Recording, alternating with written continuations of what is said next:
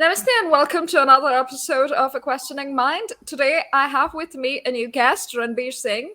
Ranbir has been somebody whose work I've been following over Twitter threads, and I had the fortune of being connected to him some time ago. We've been trying to finalize a time. I'm so glad you could make it today, Ranbir. Welcome. Thank you. Thank you, Shadrika.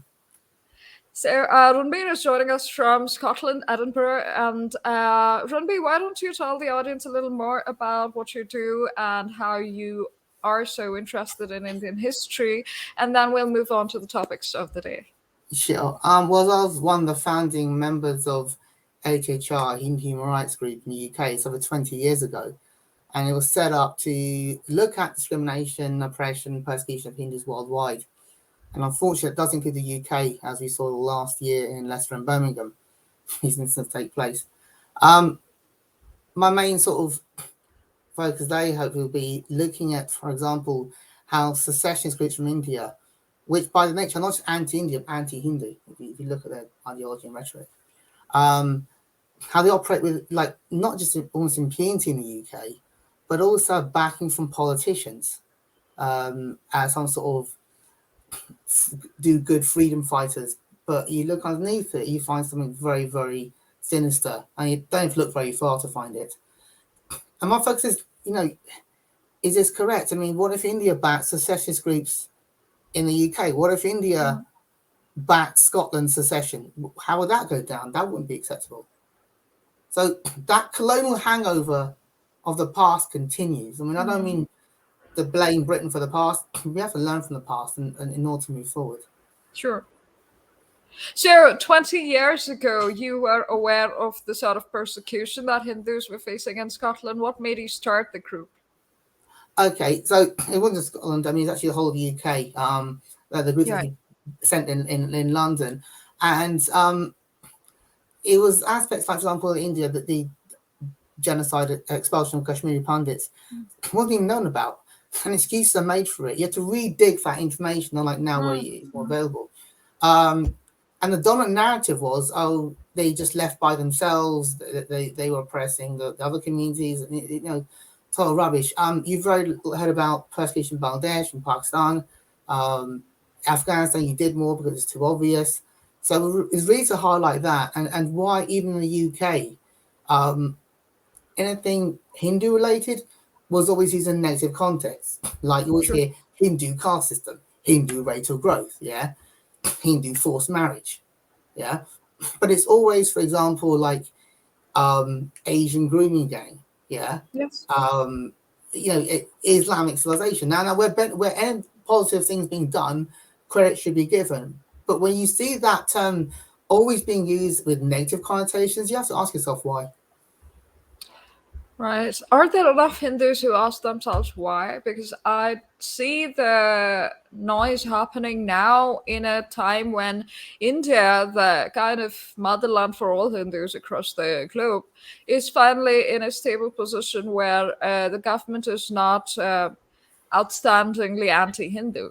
So in certain places, so in certain states. So in that sense, due to all the racism that Hindus have continued to face over the decades, do you think that there's a reason that they've not been outspoken about it, or even tried to have a collective discussion like you did? Well, HHR predated social media. Now information flows much quicker. True. In those days, we were still on email, writing letters, actually physically going someplace, which has its advantages. But also, let's look at this term Hindu. I mean, it's an ethnogeographic term, The term Hinduism itself is inaccurate. It's a colonial construct. There's no Hinduism, really, There is the Hindu civilization, there's Hindu culture. Those are more accurate terms. Now, within that, you've got different sampradayas and different Maryadas and all the rest. But it's not a single, what we call a panth, a group. So you're going to have disparate opinions, You're going to have disparate views. And people saying Hindu unity, actually, I think India's the state of democracy because there was none this like single focus unity. There was pluralism. So that's a good thing about having an argument and disagreement. You have a military coup. So look at it that way. But also there was it was difficult because when you see, the problem is you're importing certain Indian political thinking in the UK, and that's where the problem comes in. When the British left India, the top changed, the colour changed, yeah, but the infrastructure mentality remained the same. And Rajram's example written on this. So you've got a system in place which doesn't serve the people, it rules the people, yeah. In Britain, democracy came in stages. Different reform acts gave the vote to wider people. Eventually, women got it in 1918. India came overnight. So in effect, you elect people who are there to rule you, yeah. And unfortunately, that habit has happened with a lot of organisations in the UK. You do what we tell you to do. Very little discussion, and that's why that focus hasn't been there. Because if your focus isn't on highlighting the oppression issues, it's more to go there and get government funding and seeing taking nice photographs, which has its place, then you're not going to get very far. And that's why things, in some ways, have moved backwards. You mentioned India having a Hindu government. That, in some senses, makes things worse. And I'll say because everyone thinks, I don't think Modi is the Messiah, or he's the devil incarnate, like Saddam Hussein. No, he's neither of those things. He's a democratic leader, yeah? He has to work within the confines of the system he has, yeah? But the problem is when you do those two things, I mean, let's forget the demonization, we know enough about that, but even the messianic view, he's not going to solve everything. You have to look at yourself to solve something, as we're having a discussion right now. Absolutely. No, my point was that it's not outstandingly anti-Hindu, unlike other governments. I don't consider them particularly Hindu. They're, their minority welfareism is beyond anything that anybody else has provided prior to this. However, I would disagree with you about Hinduism. Hinduism is now well established as a religion. It was priorly, understood as Sanatana Dharma, and different punths came out of it. But we were pretty united in our beliefs. We have tirthastans and pilgrimages across the country, even outside the country. So people do ascribe to Hinduism as a religion since several centuries now. But yeah, it is why I asked the question was that in the same time that Hindus did not go and discuss these things, write those emails and letters and all of that, there are other lobbies that made themselves ingratiated themselves politically and gained power while asserting their own religion as well. So that's something that Hindus have never sought to do. They function in very individual molds and pursue their own success, so to speak. So that's why my question as to, despite the persecution, we remember the dot-busters, right? Anybody wearing tilak or bindi would be killed or assaulted. So despite something so severe and atrocious, nobody really spoke up about it until perhaps now. Well, this is an issue that, and we hear it a lot. The HHR organization was put down, your street people, your thugs, and so on, nothing of the sort. Yeah, you just do things of their own volition. Right. And the other organizations said, I'm not saying all of them are bad, but we hear this theme that seems to run. We're elite, look at us, we're successful. Look, you don't need to boast about it. In fact, if you do that, you draw attention to yourself. Chinese are successful in the UK. Yes. Jews have been successful. Yeah. And by the way, they forget Jews has street presence, 43 group, anti-fascist groups. Yeah. And to this day are present in those organizations, and they cover those anti-Semitic attacks. Nigerians are quite successful. Yeah. But you don't hear everyone bragging about it, as the Hindus have to. It's almost like they're covering up their lack of work and total insecurity. If you're successful, you just do it. You don't have to brag about it. Yeah. And as I've said on my Twitter feed before, let's look at America. When that caste legislation got passed in Seattle, I knew what was going to happen. And that's being passed in California. Yes. So and if you criticize Hindu organizations in America, like what have you done with the donations, you get attacked. No, but these are legitimate questions. You have to ask them. And that's why I said they employed not just Indian politics, but I guess a kind of more broad and third world politics, where the loyalty is not to the belief, yeah? The loyalty is to the tribe, the cult, the organization. You can't criticize it. If you don't criticize it, you can't improve. If I did something, well, I would expect criticism. I've had it before. For example, you speak too fast. I admit that, so I have to improve on it. But if no one tells me, I can't improve on it. If I get upset by any criticism, what does that say about me?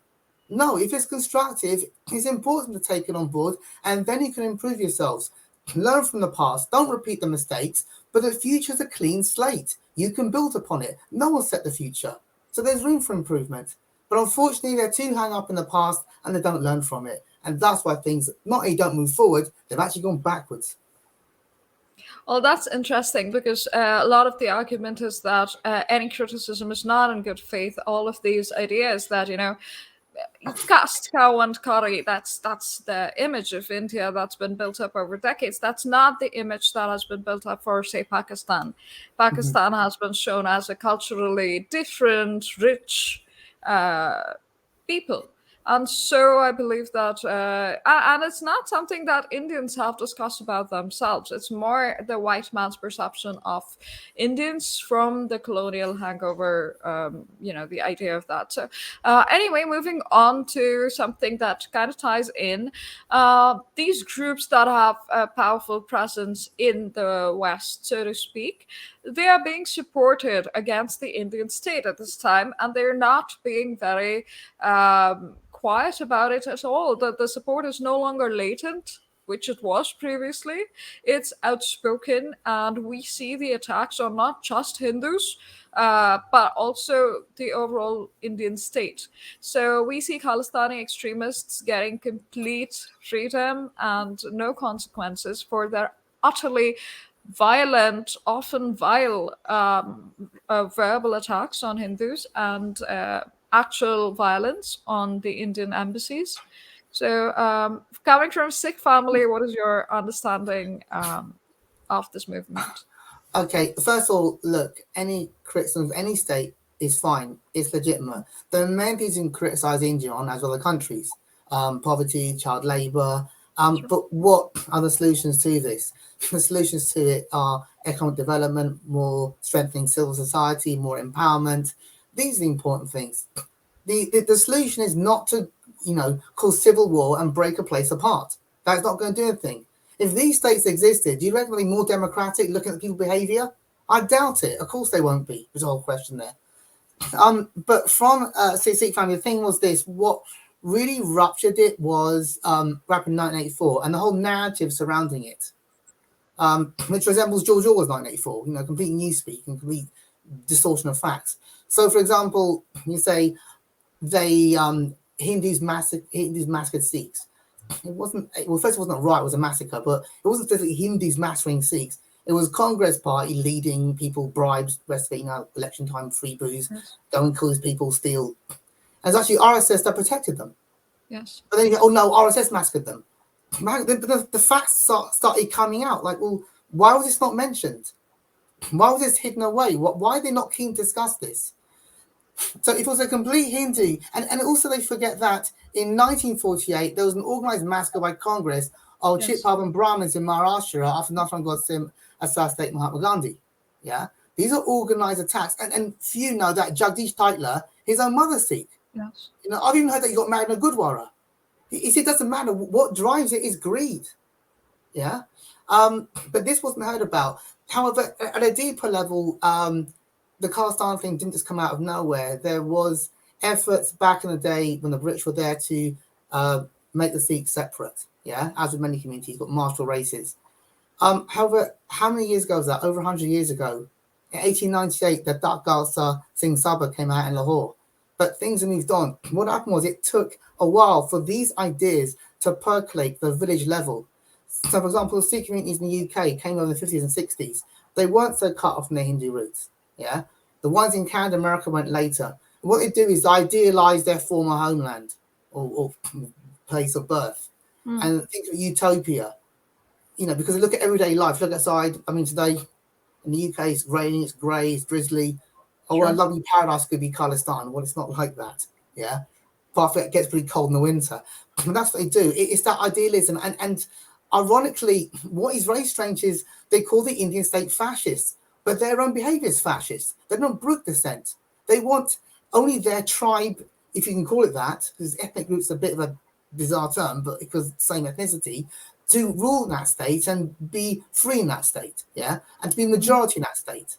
And that's the problem with it. No one really looks into how these groups are operating and how they're intolerant. And they're not unified. They even fight each other. But Right. they can't read there is actually no loyalty amongst these. And that's why they behave the way they do. Go to your second part of your question. They operate with kind of impunity because there are MPs in the UK Parliament that back them.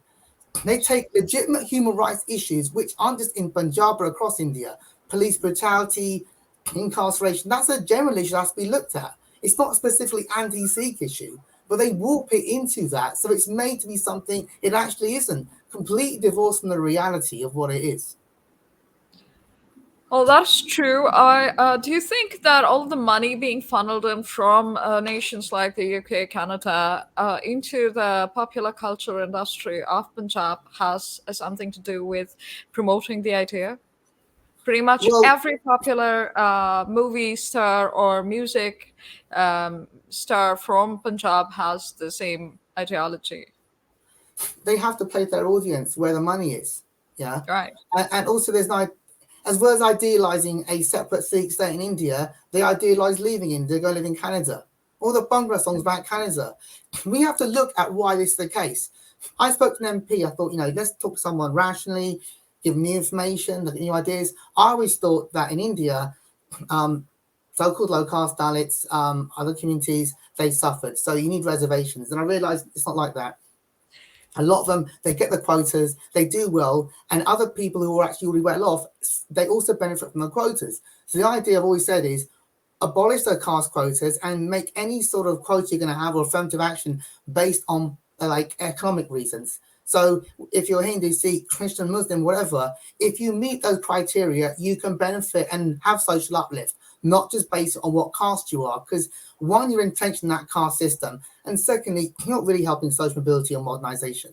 Yeah, but because of this, the largely Sikh community can't get into police force, can't get university, can't get medicine. So they leave, paying people traffickers thousands, yeah, to leave the country in desperation. And you see them in the UK, it's quite sad, working cash in hand, sleeping on the bridges, girls prostitute themselves. That's a new phenomena.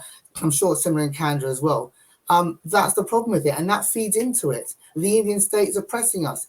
The drug issue, Afghanistan, massive producer of opium, heroin, goes through Pakistan, chucked to the fence of the Punjab border. Oh, the Indian state's trying to wipe Sikhs out through drugs. No, drugs are a general issue. So rather than tackling the drug issue, they claim it's a plan by the state to exterminate them. And that's how it all feeds in. There are very real issues that have to be dealt with. But instead of being dealt with, like this, sorry to go on a bit, but it's important to understand, and everyone understands. When I mentioned that Labour MP about the issue of caste, that people, it's not like that. He goes, yeah, but sociologically it is. I mean, what does that even mean? That's just gobbledygook. It's a way of getting out of it, because that MP, he wanted Sikhs to be a separate group on the census, as opposed to Asian or Indian, when you tick the box.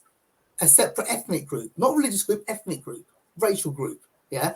And he has sympathy for Khalistan. And what was really funny was he also was pandering to the caste lobby. But the caste lobby was dominated by Valmikis and Ravdasias, who don't like Khalistan, because it's dominated by Jats. Yes. The guy from Caste Watch was like, oh, don't you support Khalistan? Because, well, it's on his website, you can read it. Didn't you check? Right. So, within all that anti-India, they've got their own issues. No, that's true. So I think, I've had similar experiences, but I will say that a lot of the youth do buy into ideas like this when it comes to separate census for Sikhs, and that they're essential. Leaving the panth to become a cult of sorts. So they do buy into that idea, just because. And one thing is that those with a lot of them have Brahmin origins. For some reason, it's the Brahmins that are attacked, and they do. You've seen that during the attacks as well, right? That they've been extremely anti-Brahmin. So any assertion of, say, Hinduism amongst other Sikhs, somebody wearing, I don't even know how the tilak got to be a particularly Hindu thing, because, like Puneet Sahani said on my channel, that's exactly how all the Sikh gurus anointed each other, how Yes. Maharaja Ranjit Singh was coronated. We didn't place a crown on a turban, right? It was the tilak. And now Jat Sikhs who bear a Khalistani mindset and a separatism, supremacism over other Indians, they kind of deny even celebrating Diwali or, wearing the tilak or anything like that. I think the only god that they're okay with, the only deity that they're okay with, and I've seen this in a lot of popular musicians, is that they will post some photographs of Shiva, of Mahadev. I don't know why that is, but that seems to be okay. Perhaps they buy into the tribal origins or whatever idea that it Well, promotes. But I'd say it's from my very background, confused. yes. Well, my background, look, I never saw Hindu images at all. I kind of discovered from the age of 11. In my house, we had beef until I was like 11 years old. There's no mention of it. Someone goes, "You can't eat beef." I'm like, is that a joke? We weren't even told this. Yeah, but at the same time, I had long hair. I mean, I've got hair left now, but I had it at the time. Sorry, it was a crime, and you could Ranjit be Singh, I left. know. Yes, you could be put to death for killing. Yes. For you could escape if you were. You could be pardoned for killing a man, but you would be put to death for killing a cow. Yeah, we'll actually bought in the supermarket, so I guess that was the way around it. But but no, there was no mention of it. It's only later we stopped eating beef. Yeah, Right. the main thing was, oh, like for example, I've got skin problems, so I had to have a haircut. If you got your hair, I'm gonna throw you out of the house. It's all about hair because it's a tribal marker. Do you understand? There's nothing deeper or spiritual. Yeah, I've asked, I was 12 years old, Dad, we believe in reincarnation. A week later, got back to me, yes. Why take him a week? Surely he grew up with these ideas. Yeah. And in fact, he did, but he wanted to disown them. When he was younger, he fed kheer, rice pudding, to Brahmins. Yeah. In my mum's ancestral village, Dalit Sikhs did not go into the Gurdwara. I'm not agreeing Yes. with it, but that's what took place. Yeah. Yes. In my mum's village, family of 5 brothers, Brahmin family. One of them goes to the British, I want to join the army. You can't. Hindus are a bunch of weaklings. Oh, okay, I'm sorry. So the 2 brothers come back sometime later with unshaven hair and beard. We want to join the army with Sikhs. Okay. So the family of 5 Brahmins, 2 became Sikhs. That's how it operated. And they said they were just, even though they were Brahmins. Yeah. That's how you got around it. It's very complex. My dad never wrote to his dad or my father-in-law in Punjabi ever. He spoke them, but he wrote them in Urdu. Oh wow. Isn't that a Muslim language? No, it wasn't at all. Part of the ethnicity thing is Sikhs, Punjab. No, most Punjabi speakers aren't actually Sikhs. They're a minority. Most are actually Muslims and Hindus. They say Gurmukhi is for Punjabi. No, it's not. Gurbani is not in Punjabi. It's in Braj Bhasha. Exactly. And if you're going to say Guru Nanak founded Sikhs in 1469, whatever, what about Namdev? What about Ravi Das? What about Dhananjot? If you're going to say it's against caste system, why do gurus marry within their own Khatri caste? Yeah? Why do Guru Gobind Singh have Shibra Brahmins? Why in Gurbani does, Ravi Das calls himself Jamar? Why does Daman say Ja? Well, surely they're anti-caste, but it's in there. Now, I'm not condemning it. It's just reflecting of the times. That's how it was. Why did Guru Gobind Singh have 2 wives? Why did Ranjit Singh have a harem? That's not, gender equality, because the idea didn't exist. I heard from some Khalistan supporters, Sikh ideas, they were like the French Revolution, but ahead of it. No, the French Revolution was in France. That's why it's called the French Revolution. Yeah, I don't think it's a good example to follow because they had beheadings and massacres. So I think you get a better template than that. Maybe that is why they do actually want to follow that template. Yeah. Well, that's interesting. Yeah, I do see a lot of these present day, modern day ideas being, suddenly making their presence felt while discussions of history are going on, and it's very. That's not fact. And well, I will say though, you mentioned that the idea that RSS and BJP had been involved in massacring Sikhs in 1984. That's something that even those who were called the bodies of Indira Gandhi, Khushwant Singh, and Tavleen Singh, they themselves, got over their political differences and did at the time write about how they were helped by the RSS, and they did keep their political pride aside at the time. So it's interesting that after all of that, it's had time to be covered up again. So and the hilarious thing to me, I mean, sadly hilarious, it's not actually funny, is that nobody blames the Congress for. And another thing is that the Hindus, while Indira Gandhi did, start this against the Sikhs, there was also she also killed a whole lot of Gaurakshaks and Sants. when they were protesting against the parliament. It's not just the Chitpawan Brahmins in 1948. There was an entire massacre of Hindus in the thousands. Even the I didn't know official this report. until Sorry? now. I had no idea until now that you mentioned it. I Oh, had no wow. idea about this. You So see they what I were mean? That's the thing. protesting. Right. No, they were protesting outside the parliament against, this was constitutionally mentioned. The killing of the cow is a legal offense. So they wanted that to be implemented and, included legally. And yeah, they were gunned down. So the Hindus do not seem to either remember that, but they never went on the Congress Mukta Bharat Yatra at the time, where I mean, who else? At least the Sikhs, I can understand they don't want to live with the Hindus. Now, where do the Hindus go outside of India? Like, what kind of a state do you want? It's going to be against the Congress, right? So they didn't go on a rampage like that. But the Khalistanis did turn around and blame Hindus, and then not the politics, just Hindus, as well as Yeah. suddenly it became the BJP and RSS by extension. So Because it's it fits into the narrative. You see, if you get the truth out, RSS says Sikhs, it doesn't fit into the narrative they want to have. Also, by its nature, look, how do Takasa Singh Sabha come about in Lahore? Harm Hindu nahi. That's their basis. There's no basis.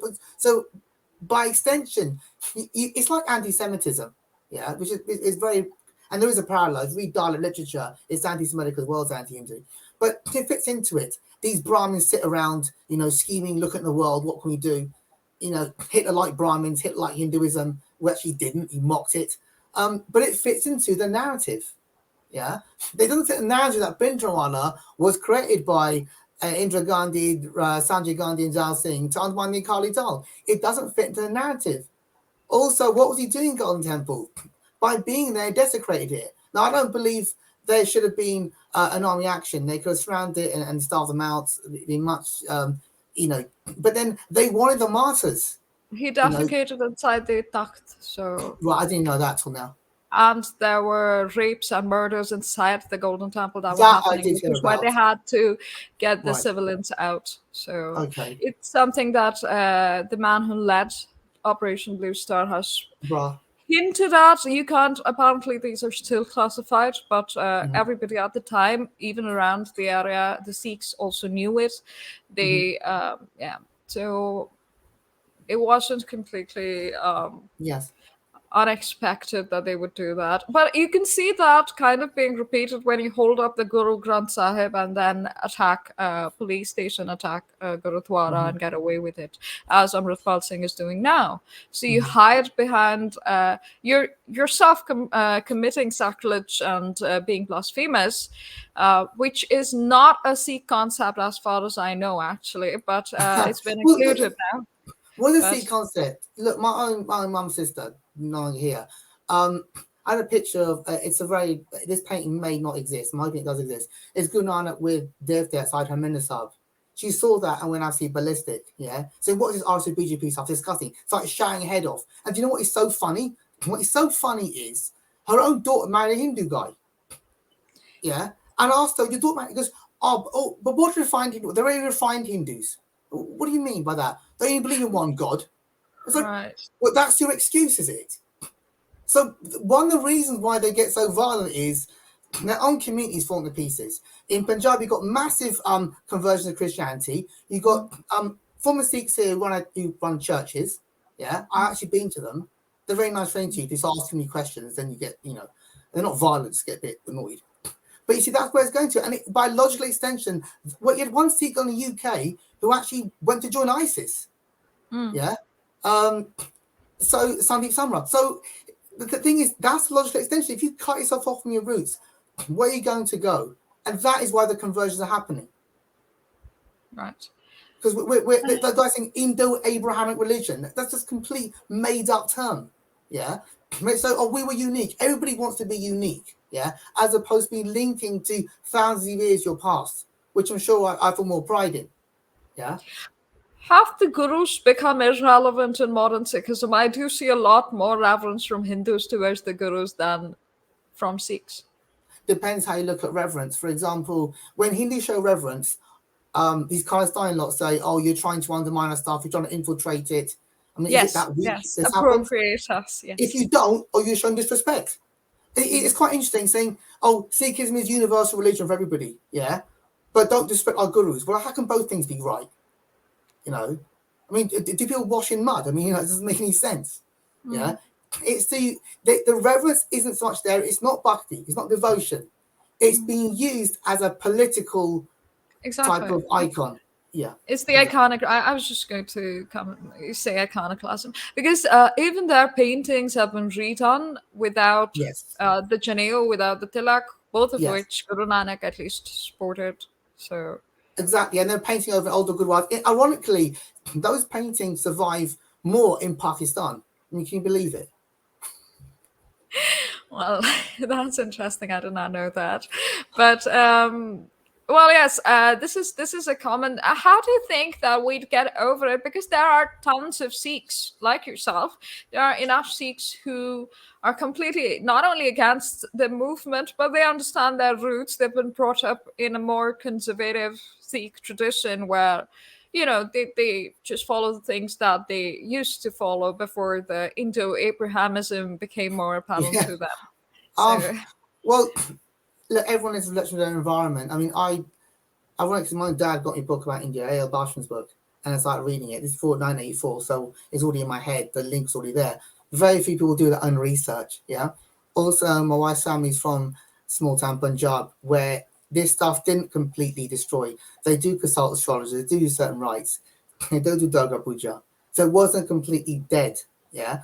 The thing was that, especially when communities came to the West, they want to show how they fit into the culture here, how they're monotheistic, and that's I think why it died off.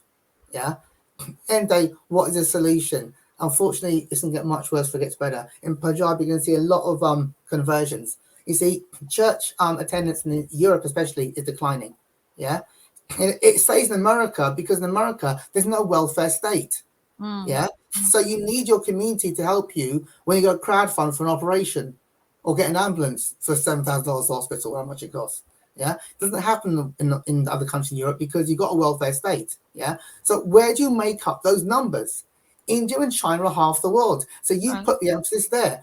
Now, what is interesting is, I'm actually, I won't say I'm in favor of conversion, but look, it's a person's right to preach. Yeah. But I can preach back. And that's what they don't like. If you preach back, someone of my color, let's say, talk against the church, will be called a Hindu fundamentalist or whatever. Someone like Christopher Hitchens, who lived before, he's white, oh, you're a rationalist. The same thing coming out of someone's mouth, but different color, they're categorized differently. Right. Yeah? There's a lot of stuff. He exposed Mother Teresa as fraud. If I say, oh, Hindu fundamentalist, he's doing it, he's exposing a criminal. Same That's thing, but very different stuff. interesting. Yes, yes. That's very interesting. I have actually I did note that happening, but it's very well put. I think they can get away with it in their own comfort zone because they're surrounded by the same race, and yeah. Well, let's move on to where you live now. Coming to Scotland as previously. So, what do you think that with the UK supporting Khalistan secessionism, India should support Scotland's independence with the First Minister being from similar political ideology? Well, I mean, no, I mean, There's a lot personally, of memes. There's a sure. lot of memes around this, with an Indian and a Pakistani at the Yeah, an helm Irishman, splitting the yeah. Great Britain up. Well, first of all, I think it's testament to this culture, this country, how much it's moved on from the past. That you got a prime minister of Indian origin, you got a Scottish first minister of Pakistani origin, and you had an Irish leader who was of half Right. Indian. Yeah, Indian. so it's testament to this country, and everyone puts the place down. There are problems here, but it does show how much this country has evolved and moved on. Um, I don't necessarily agree with these people. I'm just saying it's an example of it. Sure. Yeah. I think it's quite karmic that you've got a British Prime Minister of Indian origin, and he's part of his family had to flee Pakistan where it's created. Yeah. And now he's going to try to hold the United Kingdom together against a Scottish First Minister whose parents came from Pakistan, the country created by Britain, carved off from India, to separate that country is now in from the rest of the UK. Yeah. I don't think necessarily better off. Yeah. But I wasn't really even too keen on Brexit. But look, it happened. You have to deal with it. But I really do think it's kind of karmic how when things happen in India, Hindus and Muslims can't live together. Have you seen Northern Ireland? I mean, these things happen all the time. Yeah. And that was the first partition before India. They partitioned Ireland. Protestant majority North, Catholic majority South. Yeah. And for years, the Catholic South was always the poorer part. And then later, when it joined the EU, it became richer. Right. But the thing is, that if India did support it, like how they interfere on our affairs. And a lot of memes going around, very nasty comments. We don't have our own people ruling us. Why have we got Indian Prime Minister? Because he got the job. That's how it is. Boris Johnson was part Turkish. They forget that. Yeah. Right. No, because he is a different color, right? That's exactly why. Yeah. Now, whether you don't like his policies or that he got it through means that weren't democratic, that's a separate discussion. But the issue seems to be, someone goes, he's not Church of England. Well, Boris Johnson was Catholic. They forget this. Boris Johnson's kids are part Indian because his ex-wife was half Indian. Indian, yes. Yeah, from Deep Singh, who married Charles Wheeler, the journalist. So they forget these things. Yeah. Even Margaret Thatcher, she had a lot of Jews in her cabinet. Someone remarked rather snidely, they're not old Etonian, they're old Estonian. Yeah. Keith Jones, Nigel Lawson, you've always had this issue. Yeah. Wow. So, but I think, look, if India did how the UK react, it would not like it at all. But you get, for example, Press TV, RT News when it was allowed, they always had the fringe elements on their program. Nigel Farage, Alex Salmond, yeah, because they felt and I'm not saying this is right, I'm just giving an example of it. Mm-hmm. The West supported Ukraine, the West supported Georgia, Sure. Russia supported separatist elements in Donbass and Ukraine, in Abkhazia and Georgia. That was kind of parity. If India started supporting the IRA, India started supporting the SNP, but we aren't violent, but I'm just saying, how would the UK react? But it's the same thing they're doing now. They've got people in the parliament because they're constituents, and even those that haven't, who support Kashmir so-called self-determination, Sikh self-determination, other self-determination. Yeah.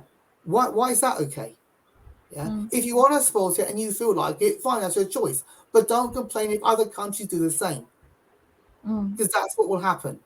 And it'll become more important if India gets involved geopolitically more with the West. Are you going to, does China tolerate any comments about its system? Those slave camps where Uyghurs are kept? It reacts very violently towards it. They even assault people protesting outside their consulate. India doesn't do this. Yeah, but it comes in for a rougher ride because right now it is not as economically as important. And underneath it all, there's that clash. Yeah, India is not a Western civilization. Yeah, Christianity, Judaism, Islam, and its offshoot socialism, communism. It doesn't understand it. They find it chaotic. There's no order. But that's what it is. If you work, you've got so many gods. Yeah, but each isn't just there randomly. They got a purpose. No one goes as Durga Puja because I feel like it necessarily. There's a reason you go and do it. Yeah. But to the Western mind, they can't understand because it has to all be single. When you took issue with me mentioning about Hinduism, this is my reasons. Yeah. What is our understanding of religion? It's a Western Protestant framework, which was taken by the Enlightenment. So therefore, you have a book. The religion's in the book. True. Yeah. Yes. Everything else is culture. It doesn't work that in India. You've got many people until now who are totally illiterate. Are you saying they have no religion? The book didn't matter. The book is simply codification of ideas at a certain point in time and the author's opinions. So let's say, for example, Vedas are Hindu sacred texts, not the Hindu sacred text. No. They're for yajnas, for sacrifices. If you want something rational, read the Upanishads. If you want something devotional, read a Granth of a local sant. That's what it is. Even with Sikh stuff, we have one sacred text. No, you don't. There's Guru Granth Sahib and there's Dasham Granth. They don't mention the second one quite a lot because it's full of like Ramayana, those myths and the stories. And you can't, like, so one Dasham Granth. It's trying to English. I start this book in the name of God. No, the original word is Ganesh. And it's Ganesha because Ganesha removes obstacles. That's why it's there. You have to understand the context. So I don't think the term Hinduism does us favors because we have so many disparate things. We can't fit it into a Western framework. If they can't understand it, that isn't anything deficiency for us. It's a deficiency of their thinking, which doesn't work for the Indian system, and indeed for many cultures around the world.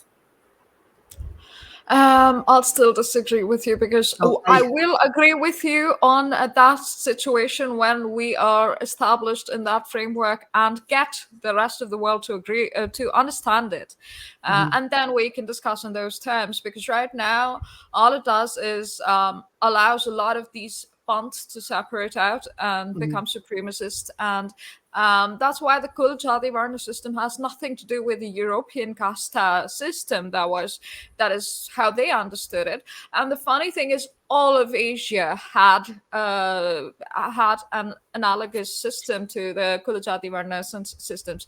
I mean, the populations weren't that large, as you know, they were in India. India was a prosperous state at the time, but I've read samurai books that Yeah. spoke about carpenters and what roles they played and the kind of knowledge that they would have to have. And it was absolutely respectful of the tradition and comparing how a samurai goes through Mhm. stages as they would, as a carpenter would.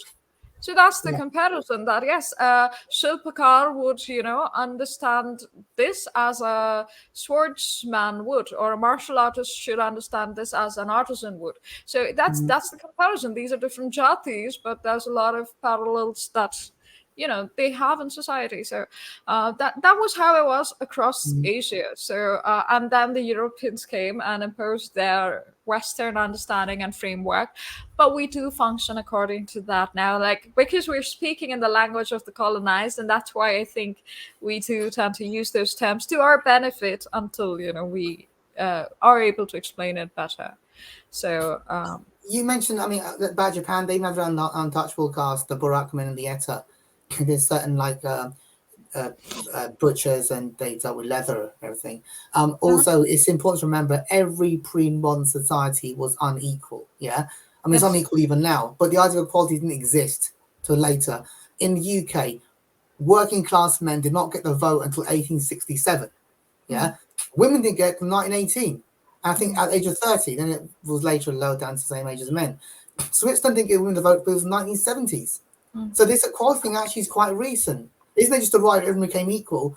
No, it reflects the fact that you move from a largely rural based economy to urbanization, factory system, and the rest. That is also, by the way, why slavery died out. Slavery was not abolished because they felt it was cruel. Yes, there were those arguments. The main reason was in 1832, you had the Reform Act, which meant industrialists, factory owners, property owners, they got the vote, as opposed to aristocrats who owned the plantations. They lost their vote, and they felt a free market capitalist system to replace the mercantilist system based on slavery will be more efficient. It wasn't always because you had potato famine in Ireland, yeah, and they went to America and joined the police. But that was an example of it because they felt, oh, we can't interfere in it. But it was done by stages. Equality came through stages. If India had inequality, that's true, but everyone had inequality. You don't just abolish it overnight.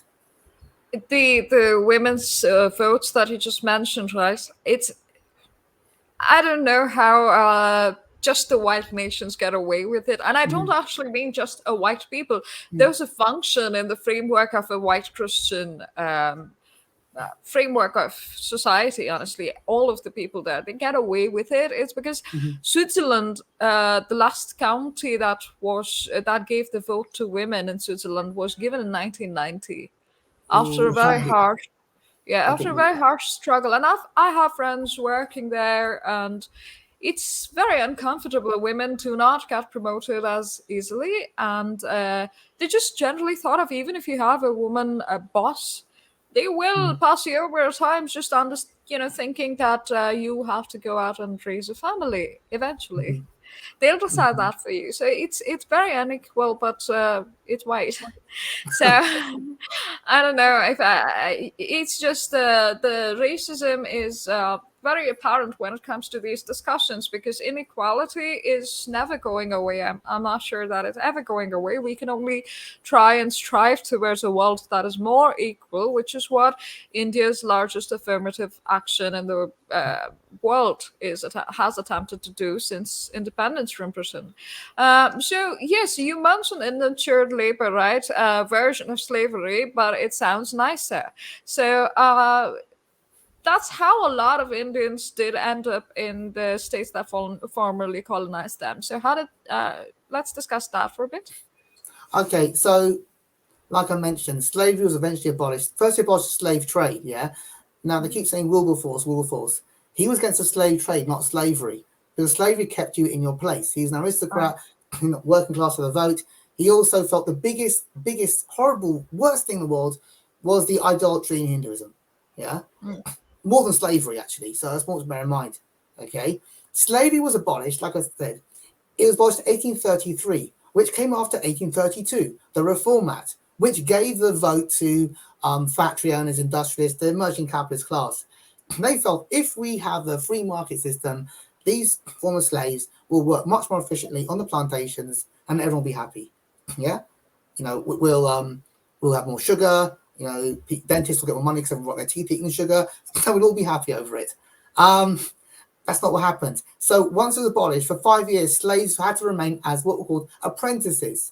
That means stuck on the plantation as slaves till 1838.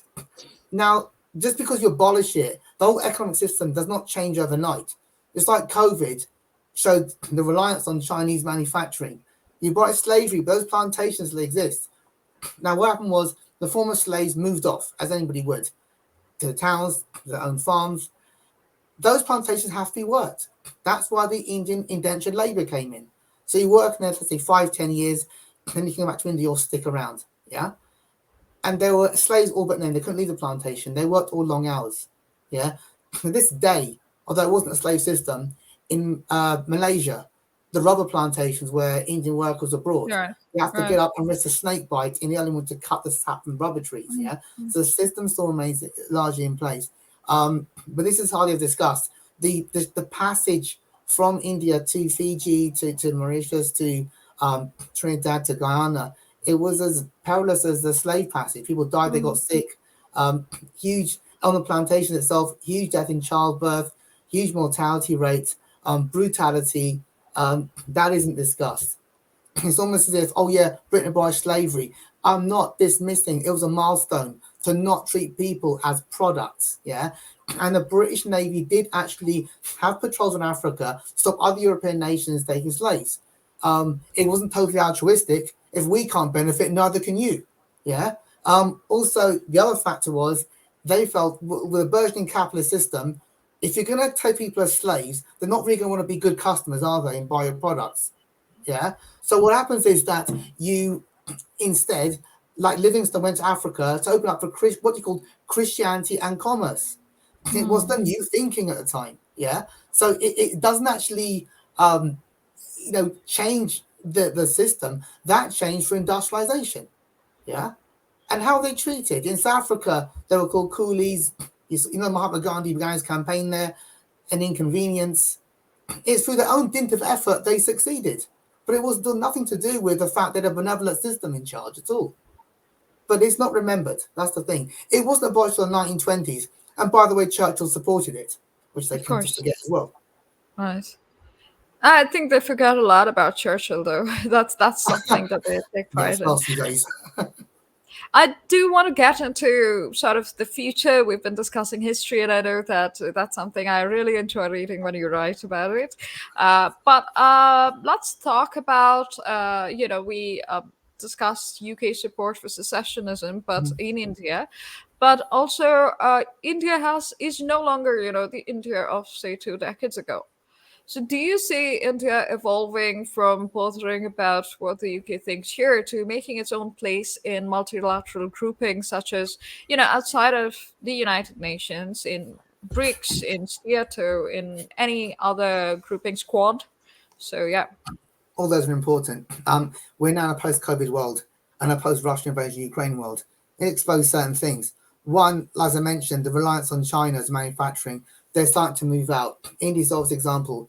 Other places like Brazil, yes, but India's English speaking, they're not going to do the same thing China does by demanding you give them all their data. Okay, there'll be certain things in place. The panic now about the BBC offices being raided. Well, it's not the first time it's happened. You know, you don't think it's unique. No, it isn't. They're actually banned during the emergency. They were banned, and they were Yeah, thrown out in the 70s. exactly. You remember India threw Coca-Cola out at one point. You know, their own version, Campa Cola. We'll remember it. Yes. So it's not. They make a big who are India doing. When China does it, not so much. They don't upset it. Nice. They should remember it's a country which has nuclear weapons as well. So if you're going to start sporting proxies and similar groups, you're risking a very major conflict they're not aware about. Like same level as Ukraine. And that's the second bit. When Russia invaded Ukraine, it was condemned. India was condemned for not fully condemning Russia. Well, hang on a second. These are the same Western nations that keep backing Pakistan, or at least the Kashmiri separatists, the terrorists, all the time. Why? So surely there's a problem here. Yeah. Why was the Kashmir thing okay, but not the Russian one? I'm not supporting either, but why is one bad and one's good? And India abstained. That was too much. How dare you? The same colonialist mentality. You do what we tell you. It's like, no, it's not going to happen anymore. That's the thing. If you don't assert yourself, you'll get trodden on. Right. If you keep trying to say, oh, please, we don't mean to. No, they're not going to respect you at all. They won't like you. They don't like you anyway. So why make the effort? That's interesting. But no, India and Russia were the countries that asked for an investigation into Bucha, and it was the UN and the US that said no. So, but yeah, it's just that national interest is not something that Indians have the right to look into for themselves, right? Self-determination is for everybody who's not. Look, they built up Saddam Hussein as a monster. Just tell the invasion. No, he wasn't a great person. But it can be seriously argued now in retrospect, after 20 years after the Iraq invasion, that what was created afterwards was worse. They created the conditions for ISIS. Yeah. They created that vacuum power where these groups arose. Can you really say it was better? There were much more amenable ways of doing with Saddam Hussein than going invading the place. And they're doing the same with Modi now. They're making out to be some sort of new Saddam Hussein. They always need a villain. And he fits that role. More than Putin. Because Putin is still European. Still a largely Christian country, even though modern Russia owes a lot of its existence to 200 years of being ruled by the Mongols, the Golden Horde. It shaped the country. They kind of forget. They just think, oh yeah, we see people looking similar to us. But no, it's very different. In fact, in some ways, India is more related because India had 200 years of British rule. Yeah. But no, there's that attitude within there. Yeah. Because, look around the countries around that region. Why is it India never had military rule? Bangladesh had military coup. Yeah. Pakistan had military coup. And Paul had another one again. Sri Lanka, devastating civil war. Yeah. But somehow India comes off as a villain. Now, no country is perfect. I'm not saying it should be criticized, because I criticize it myself. But to make it demonized the way it has been, that's the problem. You don't always think reading papers here. In India, rape's endemic every few minutes. I'm not saying there's not a problem with domestic violence and how women are treated, but there's ways of dealing with it. Yeah. Every country has it. It has it here, had grooming gangs here, it's hushed up for decades. Yeah. All these things should be looked at. But they seem to think, oh no, in this country, like I once said, oh, you still got witch burnings in India. Yeah, you still have sati.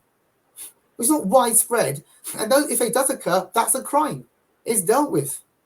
It wasn't widespread even at the time.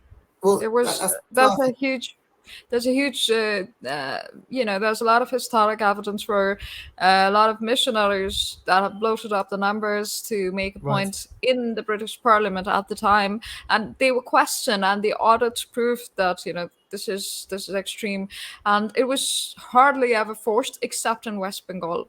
So that's a lot of history, and I would really look forward to reading more, not just more Twitter threads. I wish you have a compendium of articles where you discuss all of these issues, because they do exist. Please check out the website, Indian Human Rights Info. All the articles are on there, not just myself, other authors as well. I think that's a good source because they're all disparate views. And there's a lot of information on there. Right. That's great. I will link the website to in the description box below. Thank you so much for joining us. We're at the top of the hour, and I hope to talk to you again soon. Thank you. Oscar, thank you. Bye, Shelby.